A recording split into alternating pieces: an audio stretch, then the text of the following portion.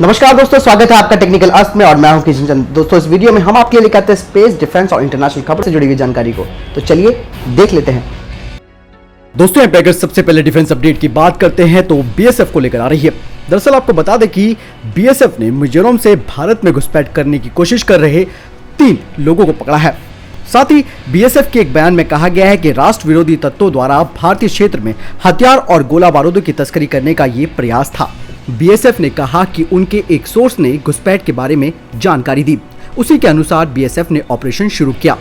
सोमवार की रात को बीएसएफ के जवानों ने भारतीय क्षेत्र में पार करने की कोशिश कर रहे 2 वाहनों को रोक लिया। वाहनों को ममित जिले के पश्चिमी फेलांग में देखा गया था, जो कि बांग्लादेश की सीमा में था। साथ ही कहा गया कि इन वाहनों में जो 3 लोग थे वो निहत्थे थे, लेकिन उन्हें गिरफ्तार कर लिया गया। बाद में इनके पास से जब्त की गई 28 AK सीरीज राइफलें, एक इंसास राइफल और एक 0.3 इंच की कार्बाइन बरामद की गई। इन हथियारों और गोला बारूदों को वाहनों के मुहाने में छिपाया गया था। बीएसएफ ने कहा कि पकड़े गए तीनों लोग 39,000 रुपए की नकदी भी ले जा रहे थे, जिन्हें बीएसएफ ने पुलिस को सौंप दिया है। यानी कुल मिलाकर अब पूर्वोत्तर भारत में घुसपैठ करने की प्रयास किए जा रहे हैं और ये काम बांग्लादेश की तरफ से किया जा रहा है, क्योंकि बांग्लादेश में भी भारत विरोधी तत्व हैं जो कि किसी भी तरह की घटना को अंजाम देने के लिए माहिर माने जाते हैं। ऐसे में बीएसएफ की जो चाक चौबंद थी उसको ये पार नहीं कर पाए और धर पकड़े गए। अगली खबर की बात करते हैं तो वो बख्तरबंद वाहनों को लेकर आ रही है। पूर्वी लद्दाख में अपनी स्थिति को मजबूत करने के लिए भारतीय सेना बख्तरबंद गाड़ियों का परीक्षण कर रही है। पूर्वी लद्दाख के चुशुल, चुमुर जैसे इलाकों में पिछले 1 महीने से सेना ने कई किस्म की गाड़ियों का परीक्षण किया है। इनके इस्तेमाल से जहां सेना को अपनी रफ्तार बढ़ाने में मदद मिलेगी, वहीं चीनी गोलीबारी से सैनिकों को बचाया भी जा सकेगा। साथ ही लद्दाख के मोर्चे पर भारतीय सेना बड़े पैमाने पर टैंकों का इस्तेमाल कर रही है। इसके अलावा आर्मर्ड पर्सन कैरियर यानी कि APC भी तैनात किए गए हैं। इस इलाके के खुले मैदान में इन दोनों के इस्तेमाल में बड़ी संख्या में कार्रवाई की जा सकती है, लेकिन सेना इनके अलावा उस तरह की बख्तरबंद गाड़ियों का भी परीक्षण लद्दाख के मैदानों में कर रही है, जिनमें सैनिकों को सुरक्षित रखा जा सकता है और इनकी रफ्तार भी तेज हो। 2 निजी कंपनियों की बख्तरबंद गाड़ियों का परीक्षण इस समय लद्दाख में चल रहा है। ये गाड़ियां ट्रैक यानी कि टैंकों या APC की तरह पट्टियों पर नहीं बल्कि पहियों पर चलने वाली है, लेकिन इन्हें मजबूत बख्तर से सुरक्षित रखा गया है और नीचे से किसी बारूदी सुरंग का इन पर कोई असर नहीं होगा। ये लद्दाख में ठंडे मौसम में जब तापमान 0 से 40 डिग्री नीचे चला जाता है, तब ये कितनी कारगर होंगी इसका ही परीक्षण किया जा रहा है। इनमें से व्हील्ड एम्फीबियस प्लेटफॉर्म यानी कि WHAP है, जिसे DRDO ने टाटा के साथ मिलकर बनाया है। इसमें 10 से 12 सैनिक बैठ सकते हैं। इसे एम्बुलेंस के तौर पर भी इस्तेमाल किया जा सकता है। ये हर तरह के इलाके में चल सकती हैं और इससे नदियां भी पार की जा सकती हैं। दूसरी तरह की गाड़ियों को गोलाबारी से सुरक्षित रखने के लिए बख्तरबंद किया गया है और इनमें सैनिकों के फायर करने की जगह है। सूत्रों के मुताबिक इन गाड़ियों से सैनिकों की पेट्रोलिंग के अलावा लड़ाई के मैदान से घायल सैनिकों को निकालने और रसद पहुंचाने में भी किया जाएगा। यानी कि लगातार भारत निजी कंपनियों की गाड़ियों को परीक्षण कर रहा है, क्योंकि वहां का तापमान 0 से 40 डिग्री नीचे चला जाता है। ऐसे में इंजन में कई प्रॉब्लमें आती हैं, तो उन सब का परीक्षण इस वक्त लद्दाख के एरिया में चल रहा है, जिससे कि इनकी परफॉर्मेंस को और ज्यादा सुधारा जा सकेगा अगर कोई कमी आती है। बहरहाल इस वक्त भारत अपनी जोरों शोरों से तैयारी कर रहा है। अगली खबर की बात करते हैं तो वो क्वाड को लेकर आ रही है। ऑस्ट्रेलिया, भारत, जापान और US की विदेश मंत्री अगले सप्ताह टोक्यो में मिलने वाले हैं और अपने देशों की मुक्त और खुले भारत प्रशांत क्षेत्र के प्रति प्रतिबद्धता को जाहिर करेंगे। जापान के विदेश मंत्री की तरफ से आए इस बयान में कहा गया है कि 6 अक्टूबर की बैठक अमेरिकी विदेश मंत्री माइक पोम्पियो, ऑस्ट्रेलियाई विदेश मंत्री मारिस पैने और उनके भारतीय समकक्ष सुब्रमण्यम जयशंकर की बैठक में चीन से बढ़ती दबंगई के बीच बातचीत होनी है। जापान के विदेश मंत्री मोतेगी ने एक प्रेस कॉन्फ्रेंस के दौरान कहा कि ये उचित समय है कि चारों देशों के विदेश मंत्री जो क्षेत्रीय मामलों में समान महत्वाकांक्षाओं को साझा करते हैं, अलग अलग चुनौतियों पर विचार का आदान प्रदान करेंगे। साथ ही उन्होंने कहा कि वे अब अपने प्रत्येक समकक्ष के साथ द्विपक्षीय वार्ता करने का इरादा भी रखते हैं। यानी कि चीन को टक्कर देने के लिए और उसकी दबंगई को रोकने के लिए क्वाड समूह के विदेश मंत्रियों की बैठक अब टोक्यो में होने वाली है और इस पर चीन की नजर भी रहेगी, क्योंकि चीन को मालूम है कि अगर ये चारों देश मिलकर अगर एक चक्रव्यूह बनाएंगे किसी भी तरीके का, तो उसमें चीन बुरी तरीके से फंस सकता है।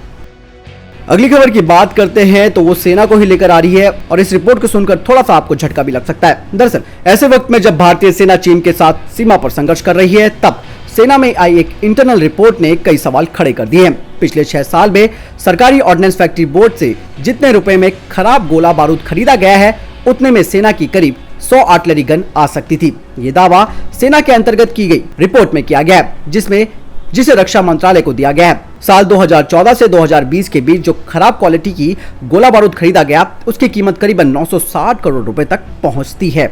इस दाम में 150 mm की मीडियम आर्टिलरी गन सेना को मिल सकती थी। ऑर्डिनेंस फैक्ट्री बोर्ड का संचालन रक्षा मंत्रालय के अंतर्गत ही होता है और ये दुनिया की सबसे पुरानी सरकारी ऑर्डिनेंस प्रोडक्शन यूनिट में से एक है। इसी के तहत सेना के लिए गोला बारूद बनाया जाता है, जिसकी सेना ने आलोचना भी की। जिन प्रोडक्ट में खामी पाई गई है उनमें 23 mm के air defence shell, artillery shell, 125 mm का टैंक राउंड समेत अलग अलग कैलिबर की बुलेट्स भी शामिल है।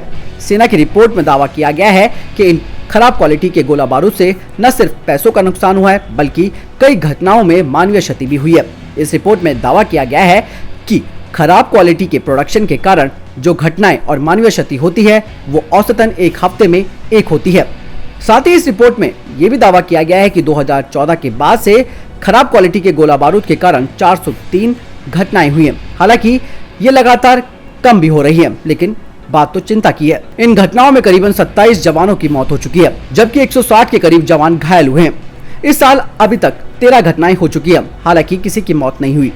इन 960 करोड़ रुपए की खरीद में 658 करोड़ रुपए का खर्च 2014 से 19 के बीच शेल्फ में हुआ था, जबकि अन्य 303 करोड़ रुपए की कीमत के माइनस को महाराष्ट्र में लगी आग के बाद खत्म किया गया। यानी कि दोस्तों, ऑर्डिनेंस फैक्ट्री बोर्ड लगातार अपने आप को प्रयास तो कर रहा है अच्छा बनाने की, लेकिन जो दुर्घटनाएं हुई है और जो खराब गोला बारूद उसने सेना को दिया है वो एक चिंता का विषय है। इसीलिए भारत सरकार खुद चाहती है कि ऑर्डिनेंस फैक्ट्री बोर्ड्स का कमर्शलाइजेशन किया जाए, इन्हें कमर्शियल किया जाए, यानी कि प्राइवेट किया जाए, और साथ ही ताकि उत्पादकता तो बढ़ेगी और क्वालिटी में भी फर्क आएगा, क्योंकि इस तरीके की घटनाओं से सिर्फ पैसा बर्बाद होता है और सेना को भी क्षति होती है।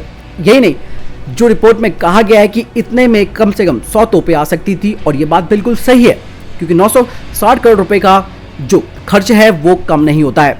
और ऐसे में 6 साल में सेना को जो नुकसान हुआ है उसकी भरपाई और उसका जिम्मेदार ऑर्डिनेंस फैक्ट्री बोर्ड है। तो ऐसे में दोस्तों, ऑर्डिनेंस फैक्ट्री का प्राइवेटाइजेशन होना जरूरी है। अगर नहीं होगा तो इस तरीके की घटनाएं आने वाले समय में हो सकती है, और ये सरकार का सही फैसला है कि डिफेंस पीसीयूज को भी भारत सरकार प्राइवेट करने जा रही है, ताकि काम की क्षमता बढ़ सके। और जो वहाँ पर आलस है लोगों के अंदर, जो आप ये समझ सकते हैं कि एक सरकारी नौकरी मिलने के बाद जिस तरीके से जो एनर्जी होती है वो नहीं दिखती है, तो वो सारी चीज़ें खत्म होकर के यहाँ पर एक अलर्टनेस आएगी और एक नया प्रोडक्ट सामने आएगा जो कि विश्वसनीयता के आधार पर खरा भी उतरेगा। आपको क्या लगता है? आप मुझे कमेंट सेक्शन में जरूर लिखकर बताएं। दोस्तों, यहाँ पे अगली खबर की बात करते हैं, तो वो चीता चेतक हेलीकॉप्टरों को लेकर आ रही है। दरअसल इन हेलीकॉप्टरों को 40 साल से ज्यादा का वक्त हो चुका है, और ऐसे में अलग अलग दुर्घटनाएं सामने देखने को मिलती है, और आए दिन आपने कई बार हमने डिफेंस अपडेट में भी कवर करने की कोशिश करी है ऐसी खबरों को जिसमें कि इमरजेंसी लैंडिंग कराई गई है इन चेता या चेतक हेलीकॉप्टरों की, और कई बार तो दुर्घटनाओं में जवान तक भी अपनी जान से हाथ धो बैठते हैं। ऐसे में एक चिंता वाली बात सामने आई है। आपको बता दें कि कुछ दशकों से देश की सुरक्षा को ताक पर रखते हुए सैन्य बलों की जरूरतों को नजरअंदाज किया गया। दोस्तों, 20 से 30 सालों में हालात ये हो चुके हैं कि भारत के पास इस वक्त 30 स्क्वाड्रन है फाइटर जेट्स के, जबकि हमारे पास 42 यानी कि 42 स्क्वाड्रन होने चाहिए। यानी कि भारतीय वायुसेना इस वक्त युद्धक विमानों की किल्लत का सामना कर रही है, और इन 30 स्क्वाड्रन में से भी MiG-21 रूसी जेट्स जो कि पुराने पड़ चुके हैं वो मौजूद है। हालांकि फ्रांस से 36 राफेल हमने जरूर लिए, लेकिन इससे केवल थोड़ी बहुत हालत ठीक हुई है। अब जो दिक्कत आ रही है वो आ रही है हेलीकॉप्टर को लेकर, खासकर लाइट यूटिलिटी चॉपर्स को लेकर। एयरफोर्स ने कहा है कि चीता और चेतक हेलीकॉप्टरों की टोटल टेक्निकल लाइफ 2023 से खत्म होना शुरू हो जाएगी। वायुसेना ने सरकार को मेक इन इंडिया अभियान के तहत ऐसे लाइट यूटिलिटी हेलीकॉप्टरों के निर्माण की परियोजना पर तेजी से काम बढ़ाने का आग्रह किया है। साथ ही उत्पादन कंपनी HAL में बन रहे हेलीकॉप्टरों की डिलीवरी भी समय सीमा के अंदर किए जाने की बात कही गई है। वायुसेना ने HAL को कहा है कि पर्याप्त संख्या में हेलीकॉप्टरों का निर्माण सुनिश्चित कराया जाए। इंडियन एयरफोर्स के एक सीनियर ऑफिसर ने कहा कि रक्षा मंत्रालय को कहा गया है कि पुरानी पीढ़ी के सिंगल इंजन वाले चीता और चेतक हेलीकॉप्टर की उम्र पूरी होने की कगार पर है। ऐसे में युद्ध अभियान के लिहाज से हेलीकॉप्टरों के भारी अभाव की स्थिति पैदा हो सकती है। पिछले 15 सालों से भारतीय सेना नए हेलीकॉप्टरों की मांग कर रही है, जो आज तक पूरी नहीं हुई है, लेकिन अब पूर्वी लद्दाख में जब चीन के साथ संघर्ष छिड़ गया है तो अब इस जरूरत का एहसास हो रहा है। अभी आर्मी, एयरफोर्स और नेवी के पास करीबन 187 चेतक जबकि 205 चीता हेलीकॉप्टर्स हैं, जिनका इस्तेमाल सियाचिन जैसे ऊंचाई वाले इलाकों में भी होता है। लेकिन अब ये इतने पुराने पड़ चुके हैं कि लगातार क्रैश हो रहे हैं और इनकी सर्विसिंग भी एक गंभीर समस्या है। हालांकि दोस्तों जब से नई सरकार आई उसने काफी ध्यान दिया इन चीजों के ऊपर और धीरे धीरे उस कमी को पूरा भी किया जा रहा है। ऐसी बात नहीं है कि ये जो 40 साल पुराने हेलीकॉप्टर्स हैं इन्हीं पे भरोसा जताया जा सकता है, लेकिन आपको बता दें कि इस वक्त भारतीय सेना के तीनों अंगों को करीबन 483 नए लाइट यूटिलिटी चॉपर्स की जरूरत है। इसकी पूर्ति के लिए 2015 में भारत और रूस की सरकारों ने ज्वाइंट वेंचर खोलने पर विचार किया, जिसके तहत 2 इंजन वाले 200 कमॉफ 226 टी हेलीकॉप्टर का निर्माण किया जाना है। ये हेलीकॉप्टर बनने पर 135 आर्मी और 65 एयरफोर्स को मिलेंगे। इनकी लागत करीबन 20,000 करोड़ रुपए आएगी।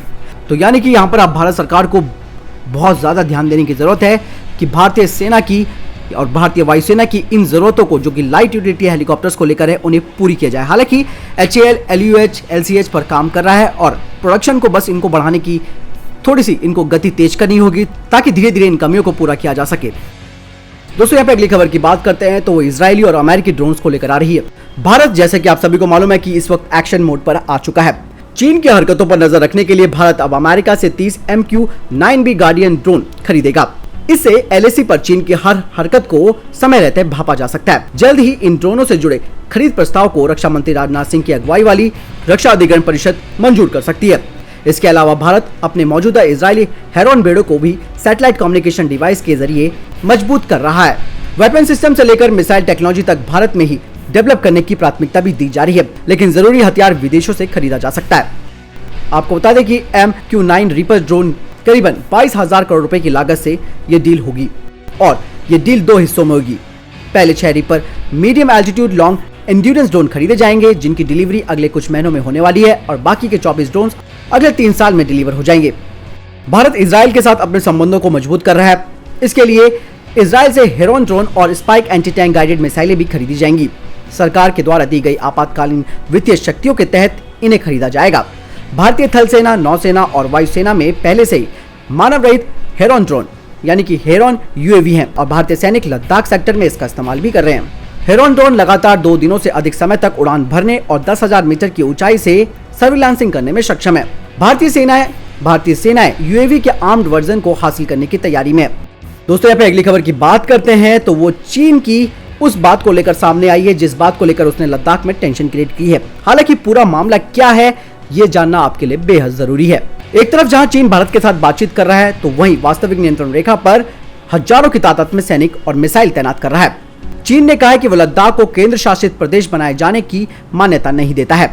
चीन के विदेश मंत्रालय के वांग वेबिन ने कहा है कि भारत ने लद्दाख की स्थापना अवैध तरीके से की है। चीन के प्रवक्ता ने कहा कि हम विवादित इलाके में भारत के सैन्य उद्देश्यों की पूर्ति के लिए आधारभूत ढांचे के निर्माण का भी विरोध करते हैं। चीन के विदेश मंत्रालय के प्रवक्ता ने कहा कि हाल ही में दोनों देशों के बीच हुई सहमति के मुताबिक दोनों में से कोई भी पक्ष सीमा क्षेत्र में ऐसा कोई कदम नहीं उठाएगा जिससे स्थिति बिगड़ जाए। इसीलिए दोनों देशों के बीच माहौल को सुधारने के लिए किए जा रहे प्रस्ताव को प्रभावित नहीं किया जाना चाहिए। दरअसल आपको बता दें कि चीन मैकमोहन लाइन को भी नहीं मानता है। इसके अलावा लद्दाख का विरोध कर रहा है और उसको मान्यता नहीं दे रहा है। तो भारत को भी यहाँ पर सीधा कदम उठाकर ये बोल देना चाहिए कि हम भी तिब्बत को मान्यता नहीं देते हैं और तिब्बत भी किसी की बपौती नहीं है जिसपे अवैध तरीके से और मानव अधिकारों का उल्लंघन करके चीन ने वहां पर अपनी धाक जमाई है और अवैध रूप से उसे कब्जा किया।